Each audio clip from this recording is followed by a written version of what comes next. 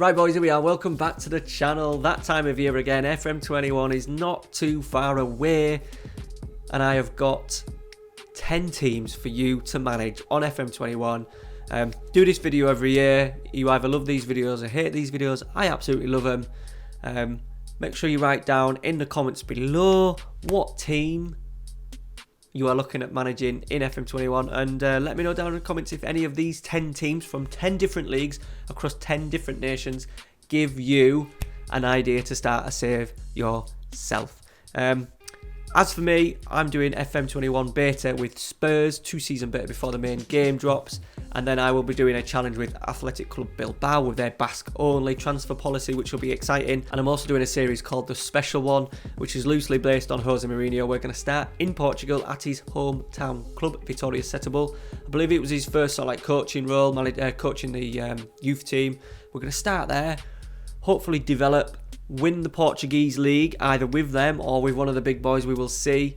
We're going to make managerial decisions looking to progress like Jose did, and then we will venture into Spain, Italy and England to win those titles. And we also need to make sure we win a couple of Champions Leagues at the same time. So they're my saves to start with. Let me know down in the comments, as I said, your thoughts for FM21. We're muchly appreciated, and let's get into today's video. Okay, we are starting in England for the first one. It is Stevenage. Now, the main reason why I've picked these for England, because they should have been relegated into the Vanarama, but they got lucky twice. They were 24th in the league table and were due to get relegated until Macclesfield had all them points deducted, and that put Macclesfield 24th and they got relegated. Now, normally in League 2, 2 teams go down, but because Bury folded earlier on in the season, only one team was going to get relegated from League 2. So Stevenage kind of survived twice there. They should have been bottom. They then moved up a place because Macclesfield got them points deducted because of their failure to play their players, and then they got lucky again because Bury FC folded. So a big job. They finished a long way off 22nd. They were 14 points away from Morecambe, who were in 22nd. Stevenage finishing 23rd. So a big job. Very small club. A team who have found themselves in League 1 for a bit, but have kind of now found their level. In the last few years, they have struggled in League 2, and this may well be another difficult season for them. So that is England done. We're now going to move on to Germany. Right, club number 2 is FC Schalke 04 of the Bundesliga. A very much a sleeping giant. I really enjoyed one of my favourite all-time saves back in about 2015 with these. A sleeping giant, an excellent youth system for one, but a club that have very much struggled over the last few years. I think they started the season with an absolute battering of Bayern Munich. They've sacked Daniel Wagner, the ex-Huddersfield town manager. He's gone at the weekend. So yeah, it's a bit of a crisis. I believe there will be a little bit of debt, but the club is huge. The stadium is massive. The stadium itself, 62,000. Excellent youth facilities. So you remember like players like Manuel Neuer, Leroy Sané, Goretzka, Max Meyer. I imagine I'm missing a couple, but they're the ones that I can think of off the top of my head that have come through the Schalke youth system over the last few years. And a disappointing finish in 12th last year. I think it's something that you can definitely turn around. Once you get into Europe, the money is quite good in the Bundesliga as well, so no reason why you cannot build. They have got a few noticeable players still there. As I said, they've lost Weston McKennie, but they do have players like Sebastian Ruby, Bentaleb, Stasic, Kabak, Benjamin Stambouli. So yeah, there's a few. It's not as strong as what it was. Remember, they've had Huntelaar, Raoul. So a bit of work to be done, but I think it's an exciting challenge. Very much not so much a fallen giant because they've not won the Bundesliga, I think, since 1958, but a sleeping giant. I think a club that have definitely got the size for you to really build into a European force. Right, save number 3. We've gone for maybe you might think an obvious choice, which is Paris FC. Obviously a popular choice maybe over the last few years with the rise of PSG and Paris kind of struggling in the lower leagues. They narrowly avoided the drop from Ligue 2. Mainly they were in a relegation battle. They were third bottom until COVID-19 ended their season. Probably fortunate for them because they were only 2 points away from safety. Now, I've picked these just because they've had an interesting summer. In July this year, they have a new as they've quoted, a new strategic economic partner, which is the Kingdom of Bahrain. The deal has obviously improved finances, giving the Kingdom 20% of the equity of the club. And in addition, they actually sponsor the matchday shirts. Now, I just found this an interesting save, that maybe because the Kingdom of Bahrain own 20%, there may be a little bit more money swishing around in the Paris FC budget for you. So then you can really have a go at getting into Liga and then taking on local rivals PSG and take their dominance away from them. So yeah, maybe in terms of, it's been a popular save, I think, over the last few years, but I just think that little tweak with the Kingdom of Bahrain coming in, getting involved, an opportunity for maybe a bit more transfer funds, and might make the save a little bit more interesting. Right, next club, RCD Espanyol, a team that finished bottom of La Liga last season. Despite being in Europe as well, they were relegated for the first time since 1993, and they've had a decent history in La Liga, 80 seasons in La Liga, so they've obviously been in and around the top division for a long, long time, but they've never actually won it. As you know, Espanyol is based in Barcelona as well, so there's a little bit of, once again, maybe not sleeping giant, but falling giant. They've got a decent stadium, 40,000 seater stadium.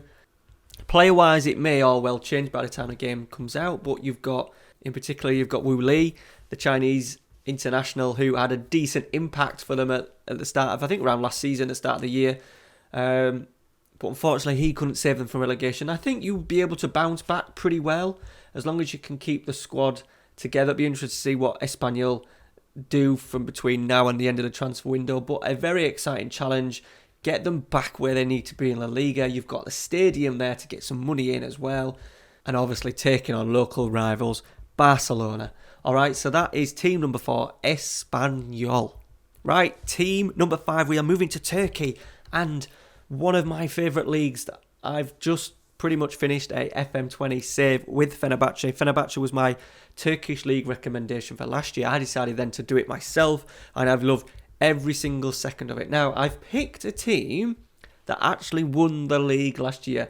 Istanbul Başakşehir won their first top flight title only last season, champions, and I thought this is an unusual challenge, mainly because they're obviously not expected to win the league. They've started actually the new season very, very poorly. They're now bottom of the Super League.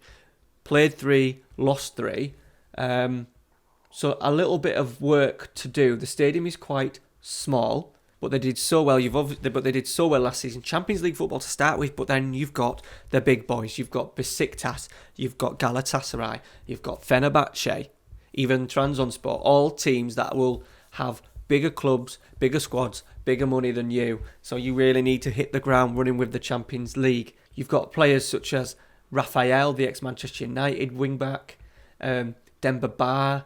You've got Martin Skrtel, Nasser Chadli. So there's a decent amount of quality in the squad. Obviously, they're going to be half decent because they won the league last year. But you'll have to be on the lookout because Galatasaray and Fenerbahce both disappointed again last season. They, without European football, I believe, they will be on the hunt for domestic glory this season, I'm sure. So even though you're champions, Istanbul Başakşehir is definitely not an easy choice. Right, the next one, Italy. We're going with Sampdoria now. I think a club that is a little bit stagnant at the moment. What can we say about the kit and the badge? Just absolutely brilliant. An iconic badge, an iconic team from the 90s as well. Just gone a little bit flat. They got relegated in 2011, did bounce straight back, but since returning they've had positions 14th, 12th, 7th, 15th, 10th, 9th and 15th. So I think the club just needs a little bit of love, and hopefully some of you out there, I think Italy's always a popular save. It's a country that I like going to a lot, and I think and yeah, the club just needs, it's no doubt a challenge because you've got all the big boys. You've got Inter now looking a bit stronger, Lazio looking strong, Roma struggling a little bit, but obviously you've got Juventus, the AC Milan seem to be turning the tide a little bit, Atalanta looking very strong. So yeah, it's not going to be easy. Players, you've got ex-Premier League players, Gaston Ramirez, Maya Yoshida, Manolo Gabbiadini, both of them two were at Southampton. You've got Ronaldo Vieira, very good English player, who was at Leeds United. The goalkeeper, Emil Odero, is very, very good in the game. He was exceptional in FM20, so you've got a decent player there.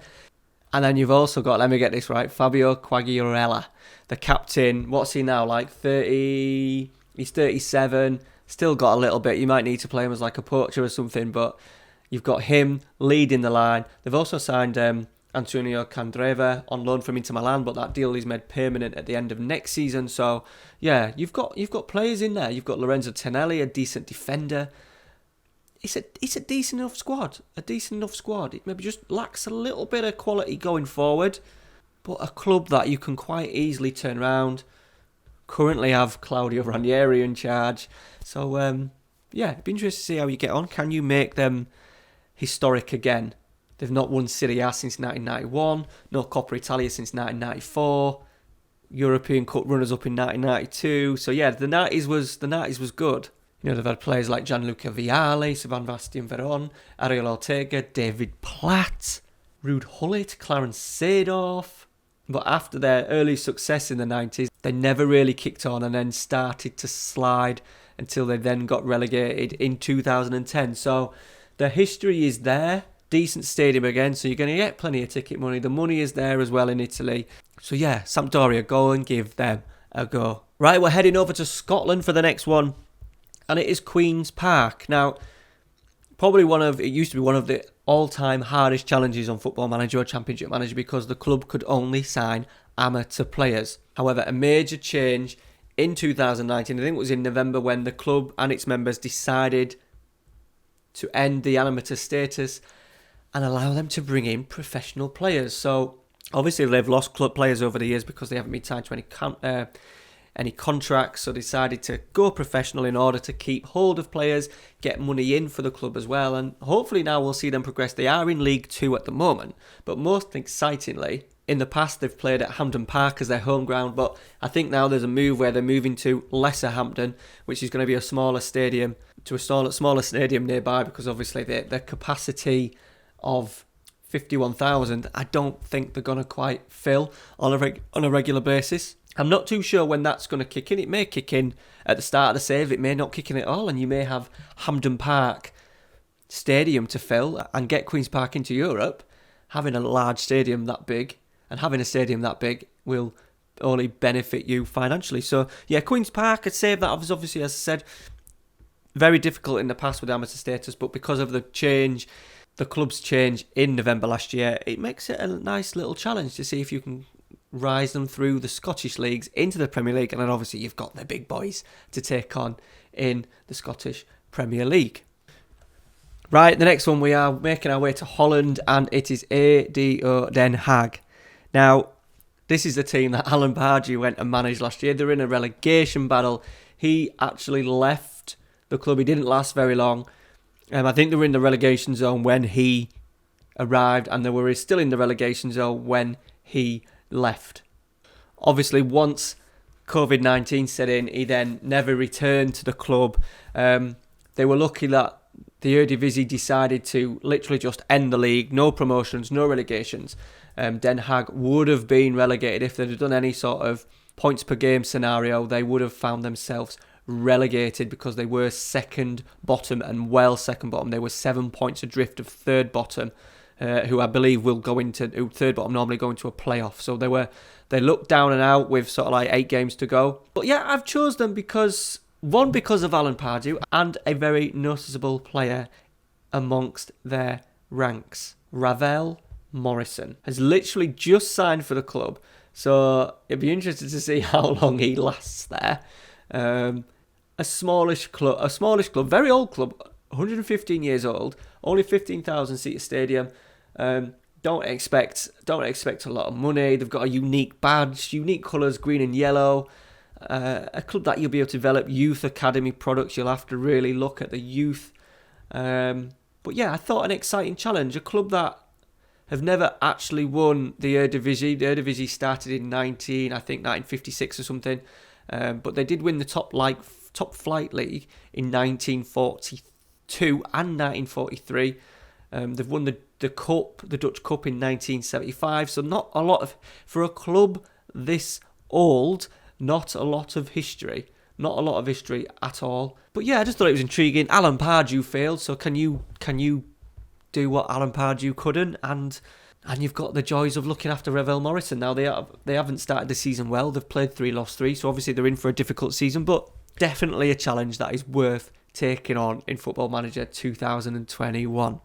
Right, now we're heading out of Europe. We're going over to Brazil, but I've gone for Santos. Now, the main reason was obviously a massive club, historic club, the famous black and white kit, Umbro at the moment, absolutely superb. They've just had a little bit of a not a downward spiral. They've not won the league since 2004, which for a club their size, they're one of the biggest, along with sort of like Palmeiras, Corinthians, Flamenco. They're one of the big boys, and they've not won a title since 2004. They've won the Copa Libertadores back in 2011, but for a club Santos' size, I don't think that is good enough. There will no doubt be some debt involved, but you've got the opportunity to develop players, the club where Pele came from, Neymar, and then you've got the opportunity to develop the youth team, get the players through, sell them off to Europe, and hopefully then bring money in so then you can rejuvenate your squad, which will be needed. It is a tough league. I think in my last season with Flamenco, I played 92 competitive games. You've got the state championships at the start of the season. You've got a very long league season. And then you've also got Copa Libertadores games. If you get through to that competition, Brazilian sort of like FA Cup as well. So yeah, I think I played 92 games in my final season as manager of Flamenco. So it's a very busy season. But that gives you then the opportunity to develop youngsters. Obviously, you're going to need a large squad. You're not going to have the amounts of money to make sure you have 2 awesome players in every position. So it gives you the opportunity to give your young youth products who have got the potential to give them serious amount of game time in certain league games, in the state championships, which there is so many games at the start. It's like a big pre-season. You will not need to do any pre-season friendlies. Just play it as the state championship. So yeah, Santos haven't won a title since 2004. That's a long time, 16 years for a club their size. Can you bring back a little bit of glory? Right, and on to the last one, a club that I didn't even knew existed until I started researching for this video. It is PFC Sochi. Now, a lot of people will remember the name Sochi because it was used as one of the World Cup venues for the World Cup in 2018. A club that has only been formed 2 years. It was formed after the World Cup, 6th of June 2018. They managed to get into sort of like the second tier by do a relocation. They were FC Dynamo St. Petersburg, and then they moved that club to Sochi. And then basically it's a new club. It was a cheating way of getting into the division, basically. They are owned by Boris Rotenberg, who in 2016 was Russia's 69th wealthiest person with a net worth of 1.07 billion, and is considered a close confidant of President Vladimir Putin. So there might be a bit of money kicking around. They've only been going 2 years. First season, they got themselves into the top flight, and then the Russian Premier League last season, the first season in the top flight in all of their second year of existence, they finished 12th. So there's a bit of work to be done there. There's a lot of big teams, a lot of money still swishing around in Russia, but PFC Sochi, you might be able to have a little bit of the pot with your billionaire owner. Noticeable player Emmanuel Manana, the youngster, former FM wonder kid. You've got him on loan from Zenit St. Petersburg, but I imagine the squad will need a fair bit of work, but you've got the facilities. You play at the Fished Olympic Stadium, obviously built in 2013, 48,000 seater stadium. So yeah, you've got the facilities there. You just need to make sure you get the playing squad up to standard, and then it's a league, and then progress, and then it's a league that you could quite comfortably develop. I think you will get the financial backing, and then hopefully it make an impact in Europe. So yeah, PFC Sochi, a team only been going 2 years, owned by a Russian billionaire in the top league in Russia, an opportunity to create a little bit of history in Russia. Alright guys, so that is it. They're my 10 teams. Now, few people will mention teams like Deportivo La Coruña. If I've mentioned them on last year's video, I don't mention them this year. Let me know if there's any other interesting teams you have found, teams that you're going to start on FM20. Let me know down in the comments. But they're my 10 across 10 different leagues. Let me know, as I said, down in the comments if any of those have been useful to you. The PFC Sochi one was a good one for me. I never knew they even existed until literally 2 days ago. So I think that'll be a club that I may well follow. Alright guys, thank you very much for watching. Make sure you check out the rest of the content on the channel. All the FM21 stuff coming very, very soon. And thank you very much for watching. See you later.